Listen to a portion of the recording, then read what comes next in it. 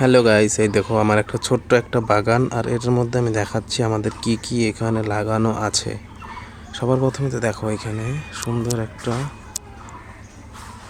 ফুল গাছ লাগানো আছে। এই ফুলটা থেকে এই সাইডে যে ফুলটা আছে, যেটা এই ফুলটা অনেক সুন্দর। এই ফুলটা খুব যে খারাপ তা না, অনেক ভালোই আছে এই ফুলটা, কিন্তু সব বড় গাঁদা ফুল আছে। এটা দেখতেই পাচ্তেছো, এখানে অনেক ছিল, সেটা উঠায় শেষ করে দিলাম।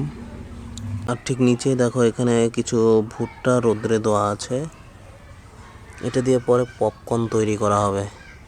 আর এখানে ছোট ছোট কিছু কুমড়োর চারা লাগানো আছে, এটা ছিল অনেক শেষ হয়ে গেছে।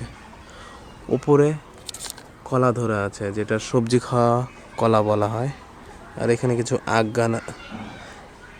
আখ গাছ আছে, এটাকে পরিষ্কার করতে হবে। আর চারটা এরকম ছোট ছোট পেঁপে গাছও লাগানো আছে। ওই সামনে একটা আছে, ওইখানে একটা আছে।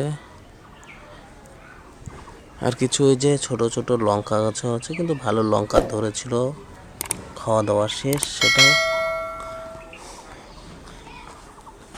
আর এখানে আছে স্ট্রবেরি গাছ, কিছু ধরেছিল স্ট্রবেরি, সেটাও শেষ। আর এখানে ছোট ইসের মধ্যে আছে খেজুর গাছ। আর এটা হলো স্নেক প্ল্যান্ট না কি বলে জানা নেই। এটা হলো কমলা লেবু গাছ, কিন্তু এখন একটা ধরেনি কমলা লেবু।